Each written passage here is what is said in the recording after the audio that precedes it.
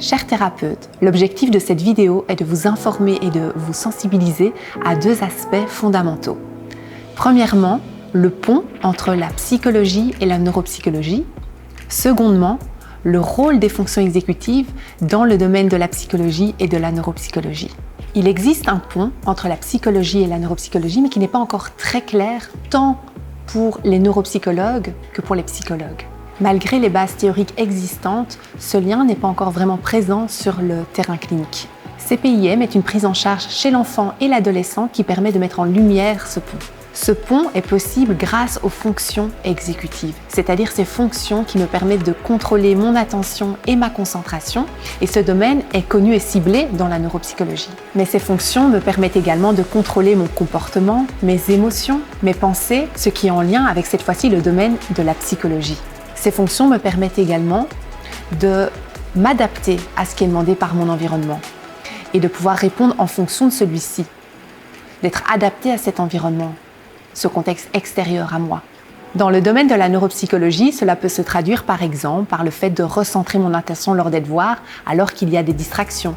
Mais également, un deuxième exemple, c'est le fait de pouvoir s'initier par soi-même dans ce que je dois faire au quotidien. Encore un autre exemple, le fait de ne pas réagir impulsivement, de ne pas se précipiter, par exemple lorsqu'on lit une consigne, bien la lire jusqu'au bout. Dans le domaine de la psychologie cette fois, cela se traduit par un meilleur ajustement de mon comportement par rapport à ce qui est demandé. Par exemple, de ne pas piquer des crises à chaque fois que je reçois un non comme réponse et de mieux gérer mes émotions. Deuxième exemple, de ne pas réagir impulsivement lorsque les choses ne se passent pas comme je le voudrais et de mieux réfléchir avant d'agir. Ces fonctions exécutives me permettent également de générer par moi-même des réponses, des résolutions, des solutions lorsqu'une situation peut me sembler compliquée, me sembler menaçante et ainsi mieux gérer mon stress, mes angoisses ou mon anxiété.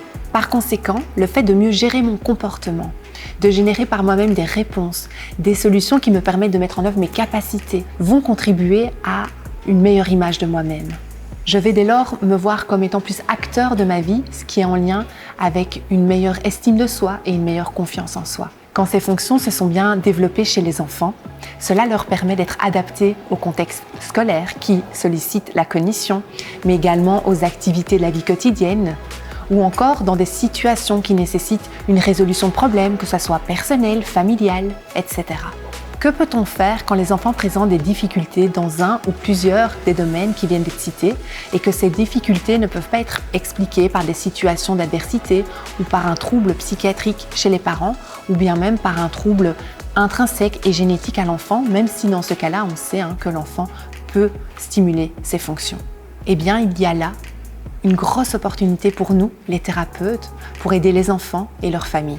En effet, puisque ces fonctions exécutives sont localisées dans le cortex préfrontal, elles sont les dernières à maturer, elles se développent jusqu'à la fin de l'adolescence, début de l'âge adulte. Cette maturation tardive les rend très sensibles et malléables à l'environnement. CPIM est une prise en charge brève qui vise à stimuler les fonctions exécutives à travers la régulation de l'interaction parent-enfant.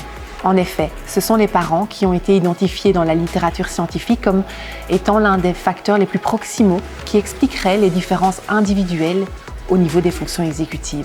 CPIM se réalise en deux temps différents. Premièrement, nous identifions, grâce à un dispositif expérimental, si les pratiques parentales aident ou freinent la stimulation des fonctions exécutives de l'enfant.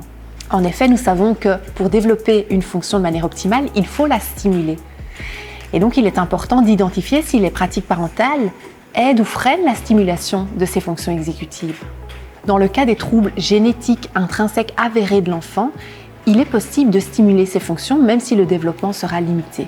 En deuxième temps, nous réalisons une prise en charge qui vise à modifier ces pratiques parentales et ainsi favoriser la stimulation des fonctions exécutives de l'enfant.